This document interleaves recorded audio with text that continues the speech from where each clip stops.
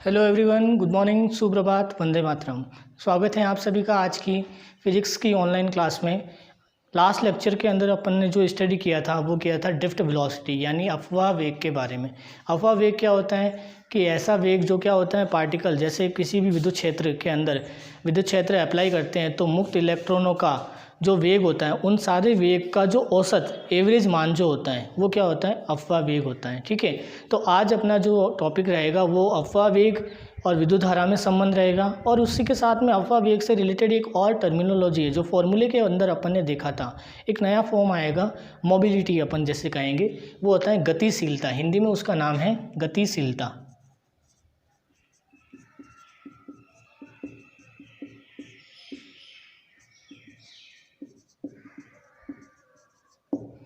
गतिशीलता क्या होती है, गतिशीलता के बारे में अपन जानेंगे। गतिशीलता क्या होती है यानी विद्युत क्षेत्र जब अपन अप्लाई करते हैं, वैसे विद्युत क्षेत्र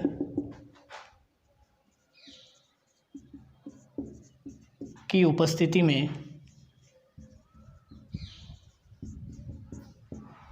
विद्युत क्षेत्र जैसे ही किसी फील्ड के ऊपर अपन ने क्या किया अप्लाई किया तो विद्युत क्षेत्र की उपस्थिति में क्या होगा वेग में परिवर्तन होगा। विद्युत क्षेत्र की उपस्थिति में क्या होगा वेग जो उसका इनिशियल वेलोसिटी पार्टिकल का फर्स्ट पार्टिकल है वो सेकंड पार्टिकल से क्या करेगा इम्पैक्ट करेगा। तो यहाँ और यहाँ तो विद्युत क्षेत्र की उपस्थिति में क्या होगा इसकी वेलोसिटी में क्या होगा परिवर्तन होगा। तो विद्युत क्षेत्र की उपस्थिति में वेग में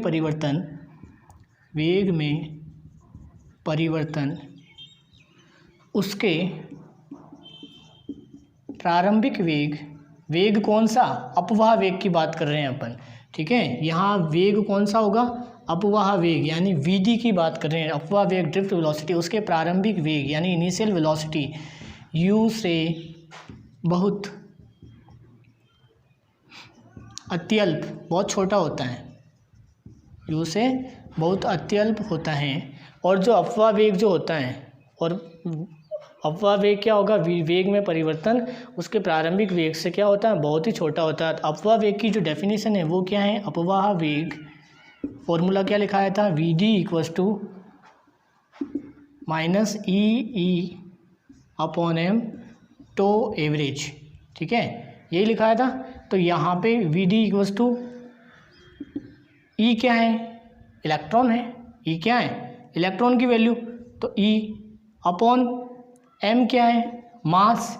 इलेक्ट्रॉन भी की वैल्यू क्या है इलेक्ट्रॉन की वैल्यू 1.6 इंटू 10⁻⁻�6 ये इलेक्ट्रॉन की वैल्यू होती है ना। Electron equals to 1.6 into 10⁻⁻19 coulomb ये इलेक्ट्रॉन का चार्ज हो गया।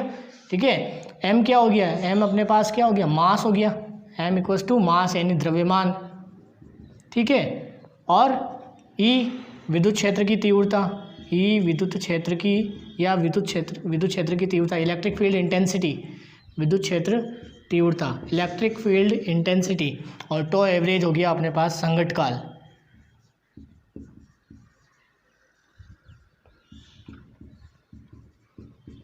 ठीक है, तो वी डी इक्वल्स टू ई भी कांस्टेंट, ई भी एक नंबरिकल क्वांटिटी है, एम द्रव्यमान 5 किलो 10 किलो ये भी क्या है नंबरिकल क्वांटिटी, तो ये भी एज ए कांस्टेंट हो जाएगा। ठीक है, तो बचेगा कौन अपने पास ई और टो। ठीक है, ई और टो ही बचेगा अपने पास। तो ई और टो भी क्या है एक ई इसके रेस्पेक्ट में time period T1 T2 T3 Tn तो ये भी चेंज हो रहा है। दैट मीन्स इसके इस फाइनल फॉर्म के अंदर वेरी कौन कर रहा है केवल इलेक्ट्रिक फील्ड। फर्स्ट पार्टिकल की इलेक्ट्रिक फील्ड की इंटेंसिटी अलग होगी सेकंड से जब वो इम्पैक्ट करेगा, ये फर्स्ट हो गया, ये सेकंड से जब वो इम्पैक्ट करेगा तो यहाँ अलग होगी। जब ये थर्ड की पोजीशन पे जाएगा तो अलग होगी, फोर्थ पोजीशन पे चला गया यहाँ अलग होगी, फिफ्थ पोजीशन पे अलग होगी, सिक्स पे अलग होगी। और ये पाथ कैसा होगा बिल्कुल स्ट्रेट लाइन होगा। ठीक है ना, तो ये ऐसे पोजीशन बनती चली जाएगी। तो ये अलग अलग अपवाह वेग होगा। ये जो फ्री पथ होता है दो कॉलिजन के बीच में दो टक्करों के बीच में जो पाथ होता है ये कौन सा होता है मुक्त पथ फ्री पथ होता है। ठीक है, तो वी डी इक्वल्स टू ये पूरा क्या हो गया कांस्टेंट हो गया क्योंकि ई अपॉन एम तो एवरेज का जो मान है संख्यात्मक होता है। ठीक है, that means as a constant तो लगभग तो यह एक स्थिरांक इसके जैसे एक स्थिरांक के जैसे बिहेव करेगा। एक स्थिरांक जब इस कांस्टेंट टर्म को सॉल्व करूंगा तो वो भी क्या होगा भाई 2/5 है। 2/5 इंटू 10 है, तो 5 दूनी 10, 2 दूनी 4, तो 5 इंटू 10 कितना हो गया, 2 टाइम्स कट गया ये, और 2 इंटू 2 कितना हो गया 4। तो एज क्या आया, अगेन क्या आया, नंबरिकल क्वांटिटी। तो जब इस टर्म को सॉल्व करेंगे तो स्थिरांक होगा ये, तो ये भी क्या होगा, एक संख्यात्मक मान हो गया, और उस स्थिरांक होगा उसको मैंने क्या एज्यूम किया, म्यू यूज़ किया। इसको क्या कहते हैं, म्यू। तो मोबिलिटी का जो सिंबल है वो अपने पास क्या आ गया, म्यू। हिंदी में लिख देता हूँ म्यू, तो इसको अपन म्यू कहेंगे, ठीक है। तो म्यू, अब यहाँ पे वैल्यू पुटअप करनी है, तो वी डी इक्वल्स टू क्या हो गया, mu E, V D equals to mu E. तो यहाँ से अगर मुझे गतिशीलता की डेफिनेशन को डिराइव करना है, तो V D equals to mu E की गतिशीलता की डेफिनेशन क्या बनेगा कि जो अफवाह वेग है विद्युत क्षेत्र में प्रवाह करने पर जो इलेक्ट्रॉन का जो अफवाह वेग है और विद्युत क्षेत्र की तीव्रता के अनुपात को गतिशीलता कहते हैं। ये अपन यहाँ पे इसकी डेफिनेशन को यूज़ करेंगे कि यानी विद्युत क्षेत्र की उपस्थिति में आवेश वाहकों का अफवाह वेग, ये इधर वाला रफ कर देता हूँ मैं, यहाँ लिख रहा हूँ इसकी डेफिनेशन। विद्युत क्षेत्र की, दिख रहा होगा आप सभी को, विद्युत क्षेत्र की उपस्थिति में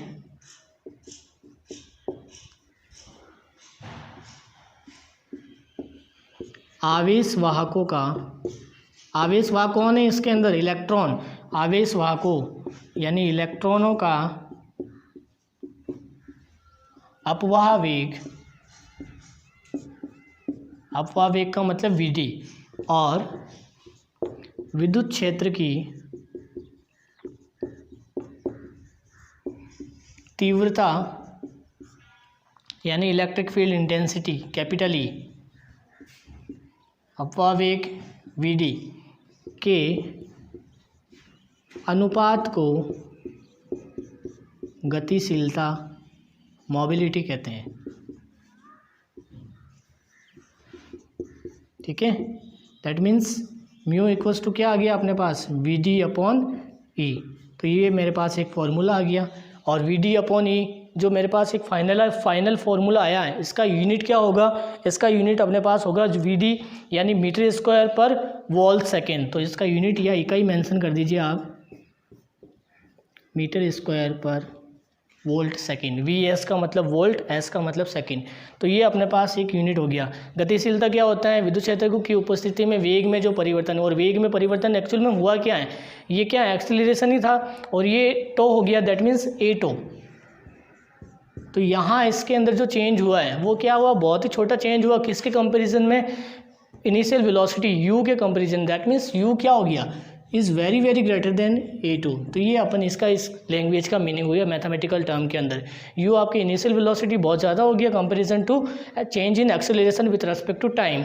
ओके, तो यहाँ वी डी इक्वल्स टू क्या हो गया, minus E tau upon E tau average, तो E upon M into tau average. तो ये यहाँ से ये जो फिगर आएगा ई एम और टॉ एवरेज, ये तीनों क्या होगी, नंबरिकल क्वांटिटी होगी। जो भी इन संख्यात्मक मान सोल्व करेंगे तो अगेन क्या होगा, नंबरिकल फिगर, संख्यात्मक मान ही आएगा। और उसको मैंने एक नया टर्म, नया पैरामीटर यूज़ किया, वो हो गया कैपिटल, वो हो गया म्यू यूज़ किया हुआ है, ठीक है। तो यहाँ जब म्यू पुटअप किया तो फाइनली म्यू का जो डेफिनेशन बनेगा, म्यू इक्वल्स टू क्या हो गया, वी डी अपॉन ई।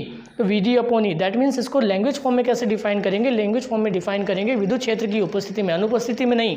अगर मैंने क्वेश्चन ये होता है कि इलेक्ट्रिक फील्ड की वैल्यू अगर जीरो हो जाए तो क्या होगा, इलेक्ट्रिक फील्ड की वैल्यू अगर जीरो हो गई तो यहाँ अगर जीरो है, ऊपर कोई नंबरिकल क्वांटिटी, तो मोबिलिटी कितनी हो जाएगी, इन्फिनिटी हो जाएगी।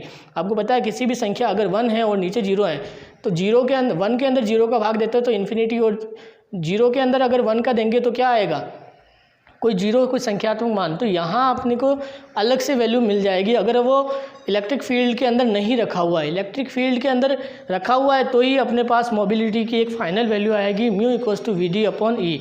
और इसकी जो यूनिट होती है वो होती है मीटर स्क्वायर पर वोल्ट सेकेंड। स्क्रीनशॉट ले लीजिए अगर आपको अच्छे से समझ में आ गया है तो, और प्रॉब्लम हो तो आप मुझे कमेंट बॉक्स में बता देना। क्लियर है, स्क्रीनशॉट ले लीजिए आप।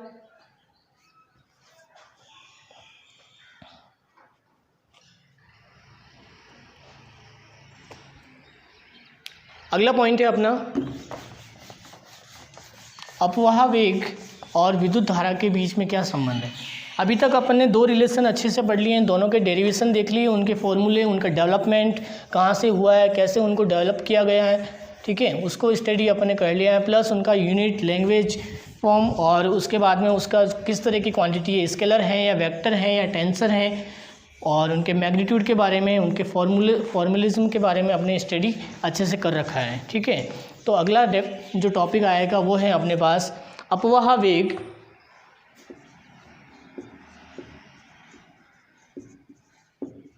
यानी वीडी और विद्युत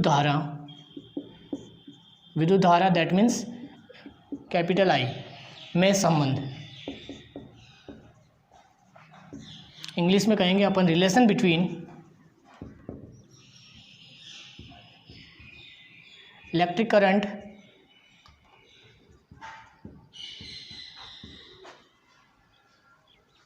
एंड ड्रिफ्ट वेलोसिटी। ठीक है, अपवाह वेग V D, electric current capital I, इन दोनों के बीच में क्या रिलेशन होता है।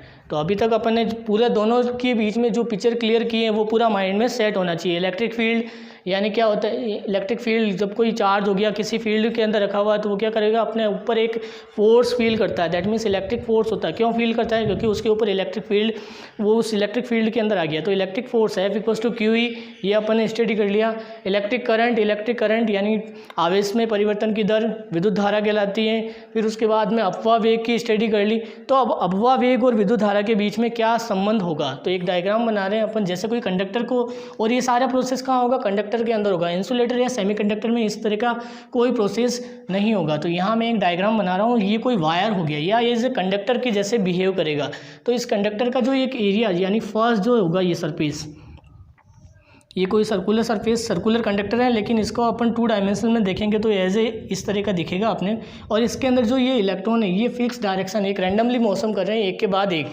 तो इलेक्ट्रॉन एक पर्टिकुलर डायरेक्शन के अंदर क्या कर रहे हैं, रोटेट कर रहे हैं। ठीक है, ये इसी डायरेक्शन के अंदर घूम रहे हैं। जब मैंने कोई भी इलेक्ट्रिक फील्ड नहीं अप्लाई किया है, जब इलेक्ट्रिक फील्ड अप्लाई नहीं किया है, और जैसे ही मैं इलेक्ट्रिक फील्ड अप्लाई करूंगा तो इन इलेक्ट्रॉन की जो गति होगी ये क्या है, without electric field, that means ई का जो वैल्यू है वो कितना है, 0 है। लेकिन अगर मैं ई को ऑन कर देता हूँ, यानी ई अगर वेरी करेगा दैट मीन्स वो क्या होगा, चेंज होगा, एक्सीलरेट होगा, त्वरित होगा। त्वरित कौन होगा, ए होगा, एक्सीलरेशन होगा। तो यहाँ से जैसे ही वो त्वरित होगा, तो ये एक नया डायग्राम बना रहा हूँ मैं यहाँ पे। इसके अंदर क्या होगा, त्वरित होने से मैंने जो लास्ट डायग्राम बनाया था, ये जो इलेक्ट्रॉन है, सपोज ये मैंने इलेक्ट्रॉन का, ये फर्स्ट पोजीशन है, ये सेकंड है, तो यहाँ से वो क्या होगा, इससे जब इम्पैक्ट करेगा दूसरे इलेक्ट्रॉन्स की टेल से, ये हेड और ये टेल, तो दूसरे इलेक्ट्रॉन की टेल से इम्पैक्ट यहाँ इम्पैक्ट करेगा, तो वो क्या होगा, अपनी ओरिजिनल पाथ, ओरिजिनल डायरेक्शन जो होगी उससे क्या होगा, डाइवर्ट हो जाएगा। यानी इलेक्ट्रॉन को इस डायरेक्शन में जाना चाहिए था, लेकिन वो नहीं जाएगा। कहाँ जाएगा, अपनी ओरिजिनल पाथ से डाइवर्ट हो गया, और वो इधर आ गया, इधर आ गया, इधर आ गया, कहीं भी जा सकता है, इस पूरे पाथ में कहीं भी घूम सकता है। यानी वो, और घूमेगा भी कैसे, केवल स्ट्रेट पाथ के अकॉर्डिंग। ठीक है, वो किसी भी तरह की गति कर सकता है इस पूरे, इस क्लोज चैम्बर यानी इस पूरे कंडक्टर के अंदर। जब ई क्या है, ऑन है, और जब ई ऑफ है, इलेक्ट्रिक फील्ड की वैल्यू 0 है, इलेक्ट्रिक फील्ड इंटेंसिटी 0 है, दैट मीन्स इलेक्ट्रिक सोर्स को ऑन नहीं किया है, तो वो एक रैंडमली पोजीशन, जिस पोजीशन पे है उसी में रहेगा, गति नहीं करेगा। बट उसमें इलेक्ट्रॉन क्या होगा, इलेक्ट्रॉन गति करते रहेंगे, इलेक्ट्रिक फील्ड गति नहीं करेगा। इलेक्ट्रिक फील्ड और इलेक्ट्रॉन इन दोनों की गति क्या होती है, अपोजिट होती है। परसों के लेक्चर में मैंने बताया था, जो लेक्चर फर्स्ट था उसके अंदर क्या बताया था कि इलेक्ट्रिक फील्ड और इलेक्ट्रॉन हमेशा क्या करते हैं, अपोजिट डायरेक्शन के अंदर फ्लो होते हैं। अगर इलेक्ट्रिक फील्ड इस डायरेक्शन में जा रहा है तो इलेक्ट्रॉन इस डायरेक्शन में जाएगा। क्यों जाएगा, इलेक्ट्रॉन अपोजिट जाता है, क्यों, क्योंकि इलेक्ट्रॉन खुद कैसा है, एक नेगेटिव चार्ज पार्टिकल है। और क्लासिकल थ्योरी ये कहती है कि इलेक्ट्रिक फील्ड कहाँ, हमेशा पॉजिटिव डायरेक्शन में फ्लो होगा। तो पॉजिटिव डायरेक्शन ये है, तो इलेक्ट्रॉन क्या होगा, उसके जस्ट अपोजिट आएगा। अगर इलेक्ट्रिक फील्ड इस डायरेक्शन के अंदर फ्लो हो रहा है, ये इलेक्ट्रिक फील्ड इस डायरेक्शन के अंदर फ्लो हो रहा है, तो ये इलेक्ट्रॉन कहाँ होगा, इसके जस्ट अपोजिट डायरेक्शन के अंदर फ्लो होगा। आपको एग्जाम के अंदर जब ये डायग्राम पूछे तो ऐसे मेंशन सिंबोलिज्म करना पड़ेगा यहाँ पे। ठीक है, लेबल करोगे डायग्राम को, लेबल करने का मतलब इसको निरूपित करना, निर्देशन करना। यहाँ पे इसको जो फिगर है, ये इलेक्ट्रिक फील्ड इस डायरेक्शन में जा रहा है, दैट मीन्स इलेक्ट्रॉन क्या करेगा, इसके अपोजिट डायरेक्शन में। तो ये आपको शो करना बहुत ज़रूरी हो गया। क्लियर है यहाँ तक। तो अपना जो रिलेशन है अपवाह वेग और विद्युत धारा के बीच में संबंध, ये क्या है, कि अगर कोई भी जो डायग्राम मैंने बनाया इसकी जो लेंथ है, इसका जो, जैसे ये डायग्राम एक कंडक्टर मैंने इतना एज्यूम किया है, तो इसका जो एक लेंथ हो गया, एक डायग्राम रफ कर देता हूँ मैं, ये नीचे वाला, इसका जो लेंथ है वो कैपिटल डेल्टा एल एज्यूम कर रखा है, ठीक है। लेंथ, लंबाई कितना हो गया, डेल्टा एल, अनुप्रस्थ काट यानी जो क्रॉस सेक्शनल एरिया हो गया, अनुप्रस्थ काट का क्षेत्रफल, वो मैंने ए एज्यूम कर रखा है। अनुप्रस्थ काट का क्षेत्रफल वो कितना हो गया, डेल्टा ऑफ ए, या इसको आप ए ही कह दो, इसमें कोई ज़्यादा फर्क नहीं पड़ेगा, डेल्टा ऑफ ए भी लिख सकते हैं आप, ठीक है। और इसके अंदर जो नंबर ऑफ इलेक्ट्रॉन्स है, नंबर ऑफ इलेक्ट्रॉन यानी इलेक्ट्रॉन की संख्या कितनी है, एन एज्यूम कर रहे हैं क्योंकि एन नंबर ऑफ इलेक्ट्रॉन होगा, ठीक है। और कुल आवेश वाहक, चार्ज कैरियर, यहाँ इलेक्ट्रॉन हो गया, तो और यहाँ पे अगर ये अनुप्रस्थ काट का क्षेत्रफल ए है, लंबाई मेरे पास डेल्टा एल है, तो इस अनुप्रस्थ काट क्षेत्रफल को अगर मैं 3 डायमेंशनल के अकॉर्डिंग स्टडी करूं तो क्या बनेगा, ये आयतन बन जाएगा। आयतन का मतलब क्या होता है, आयतन का मतलब लेंथ इंटू एरिया, लंबाई इंटू क्षेत्रफल, तो लंबाई मेरे पास डेल्टा एल है और क्षेत्रफल कितना है, ए है, तो ए इंटू डेल्टा एल मेरे पास क्या बन गया, डेल्टा ऑफ वी बन जाएगा। ये एक आयतन का एक अलग से फॉर्मूला मेरे पास आ जाएगा। क्लियर है यहाँ तक। तो ये आयतन का एक फॉर्मूला बन गया, एक जो प्रति एकांक आयतन में आवेश वाहक मुक्त इलेक्ट्रॉन की संख्या जो होगी प्रति एकांक क्षेत्रफल, यानी इस क्षेत्रफल की विशेष की मैं बात कर रहा हूँ, प्रति एकांक क्षेत्रफल में आयतन कितना हो जाएगा, ए डेल्टा एल, ठीक है। अगर इसके अंदर इलेक्ट्रॉनों की संख्या यानी आवेश वाहक की संख्या, आवेश वाहकों की संख्या पूछी, टोटल संख्या हो गई, यानी आप कुल आवेश वाहकों की संख्या कह सकते हो। तो कुल आवेश वाहकों की संख्या मतलब delta of Q, capital Q भी लिख सकते हैं आप, डेल्टा ऑफ क्यू। और डेल्टा ऑफ क्यू कितना हो गया, एन क्या है, number of electron, N into A delta L, N आपके पास नंबर ऑफ इलेक्ट्रॉन हो गया और ए डेल्टा एल क्या हो गया, आपके पास जो भी सिस्टम है उसका आयतन हो जाएगा, तो N into A delta L हो गया, ठीक है। अब उसके बाद में सिस्टम में क्या है, आवेश वाहकों की स्टडी करनी है, तो आवेश वाहक कौन है, इलेक्ट्रॉन है, तो इलेक्ट्रॉन है दैट मीन्स ये इलेक्ट्रॉन से भी मल्टीप्लाई होगा, तो N E A delta L, तो ये मेरे पास टोटल चार्ज हो गया, total charge delta Q equals to N E A delta L, total charge equals to क्या हो गया, N E A delta L. अब क्या कर रहा है, इलेक्ट्रॉन क्या कर रहा है, गति कर रहा है, ये इसको आप इक्वेशन फर्स्ट दे दो। चूंकि इलेक्ट्रॉन गति करता है दैट मीन्स उसका जो वेग होगा, वेग इक्वल्स टू क्या हो गया, डिस्टेंस अपॉन टाइम। तो यहाँ डिस्टेंस अपन मान लेते हैं, टोटल डिस्टेंस यहाँ से यहाँ तक वो गया है, तो उसने डेल्टा एल डिस्टेंस तय किया है और टाइम कितना है, डेल्टा टी। क्लियर है। तो यहाँ से मुझे डेल्टा टी का वैल्यू चाहिए, डेल्टा टी इक्वल्स टू क्या हो गया, डेल्टा एल अपॉन वेग। वेग के अंदर क्या आ जाएगा, कौन सी वेलोसिटी, किस वेग से गति कर रहा है। तो अभी तक अपन ने जो भी पढ़ा है वेग वी नहीं लेना है, वेग कौन सा हो गया, वी यानी ड्रिफ्ट वेलोसिटी, तो ये वी डी आ जाएगा डिवाइड में। तो ये अपने पास हो गया इक्वेशन नंबर 2।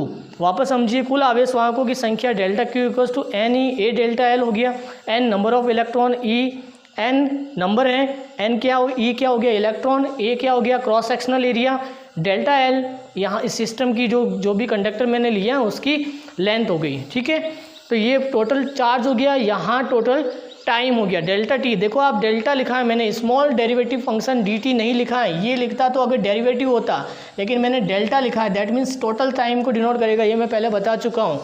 तो अब मैं इस डायग्राम को रफ कर देता हूँ। अब आपने यहाँ तक पिक्चर क्लियर हुई। अब अपन बात करेंगे जो अपन ने पहले पढ़ रखा है, विद्युत धारा संबंध किस के बीच में, किस में रिलेशन चाहिए, इलेक्ट्रिक करंट और ड्रिफ्ट वेलोसिटी। तो विद्युत धारा electric current I equals to क्या होता है मैं जानता हूँ, I equals to delta Q upon delta T. ठीक है, delta Q upon delta T, और डेल्टा क्यू का वैल्यू ये रहा, अपन ने पहले ही ज्ञात कर दिया, और डेल्टा टी का वैल्यू ये रहा। ठीक है, इक्वेशन फर्स्ट को इक्वेशन सेकेंड से क्या कर दो, डिवाइड कर दो, dividing equation first by 2, equation 2, समीकरण 1 को 1 में 2 का भाग देने पर तो I इक्वल्स टू क्या बनेगा, एक क्या है डेल्टा क्यू यानी N E A delta L divided by delta L into V D, delta L divided by V D. Solve करो आप इसे, N E A delta L, ऊपर वाली टर्म एज इट और जो नीचे वाली टर्म है वो क्या हो जाती है, अपोजिट हो जाती है। तो इसको आप क्रॉस मल्टीप्लाई करके V D upon delta L लिख दीजिए। ये delta L upon V D है, क्रॉस मल्टीप्लाई करके अपोजिट कर दिए और वी डी ऊपर आ गया, डेल्टा एल नीचे, डेल्टा एल से delta L cancel out, final क्या बच गया अपने पास, N E A V D. और इधर क्या है आई, इधर क्या है अपने पास आई चल रहा है ना, ये आई यानी आई इक्वल्स टू मेरे पास ये फॉर्म आ गई N E A V D. और आई वेक्टर फॉर्म में अगर लिखना हो I vector equals to N E A V D vector. तो ये मेरे पास एक रिलेशन आ गया, इक्वेशन नंबर आप इसे 3 दे दो। आई क्या हो गया, विद्युत धारा हो गया, वी डी क्या हो गया, ड्रिफ्ट वेलोसिटी। तो वी डी और आई के बीच में ये रिलेशन आ गया। एन क्या है, number of N E, number of electron, A area हो गया, वी डी ये हो गया।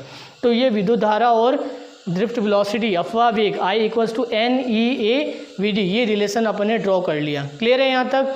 ड्रिफ्ट वेलोसिटी देख लीजिए एक बार आप, अगर कोई प्रॉब्लम हो तो आप मुझे बता दीजिएगा कि कौन से टॉपिक में कहाँ पे प्रॉब्लम आई है, उस टॉपिक का नेम और आप जो भी इक्वेशन हो गई उस इक्वेशन को आप नंबरिंग करके उसको लिख के आप मुझे सेंड कर दीजिए। मैं वहाँ से आपको सॉल्यूशन को रिवाइज बता दूंगा कि कहाँ क्या प्रॉब्लम हुई है। ठीक है, एक बार देख लीजिए, स्क्रीनशॉट ले लीजिए।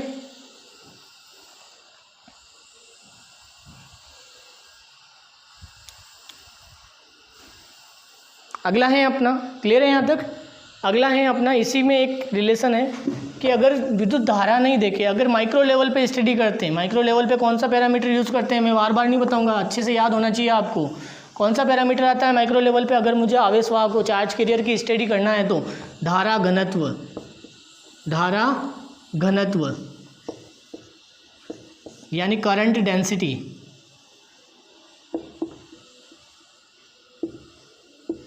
करंट डेंसिटी क्या होता है, J equals to I upon A. ठीक है, यानी J vector equals to I vector upon A vector. ये इक्वेशन नंबर 3, इसको 4 दे दो। तो यहाँ से J vector equals to I, I का इलेक्ट्रिक करंट का वैल्यू ये देखो, ये है क्या है, N E A V D divided by A, area से एरिया कैंसिल आउट हो गया, यानी जे वेक्टर इक्वल्स टू क्या बन गया, N E V D vector. तो अपने पास एक और रिलेशन आ गया। ये रिलेशन किस किस के बीच में, विद्युत धारा और अपवाह वेग के बीच में रिलेशन है। ये किस में है, वैद्युत धारा एंड अपवाह वेग में संबंध, I equals to N E A V D. ये वाला रिलेशन किस में है, अपवाह वेग और धारा घनत्व, यानी धारा घनत्व और अपवाह वेग में संबंध है। क्लियर है यहाँ तक। वेक्टर फॉर्म मैंने पहले लेके चला हूँ, J vector equals to N E V D vector.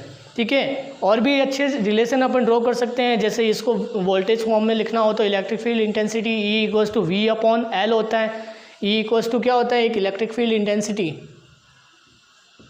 E equals to V upon L. तो जहाँ आपको इलेक्ट्रिक फील्ड इंटेंसिटी कहीं दिख रहा है ई की वैल्यू, कहाँ पे इसकी वैल्यू पुटअप कर सकते हो, अपॉन एल आ गया। तो यहाँ वोल्टेज डिफरेंस हो गया, वोल्टेज डिफरेंस को आप डब्ल्यू अपॉन क्यू लिखोगे, यहाँ से ये पैरामीटर चेंज होगा। और भी बहुत सारे रिलेशन बना सकते हैं, लेकिन अपने को सिलेबस में जितना है वो ये स्टडी करना है। तो यहाँ से आपको एक तो धारा घनत्व और अपवाह वेग में रिलेशन याद रखना है, विद्युत धारा और अपवहन वेग में रिलेशन याद रखना है, और जो मेन टर्मिनोलॉजी जो अपन टॉपिक बाय टॉपिक करते जा रहे हैं, नोट्स अच्छे से प्रिपेयर करते रहना और उनको अच्छे से रिमेंबर याद करते रहना। ठीक है, प्रॉब्लम हो तो आप मुझे शो कर दीजिएगा, मुझे पता चल जाएगा। ठीक है, तो ये का लेक्चर यहीं आप समाप्त करता हूँ। Thank you so much.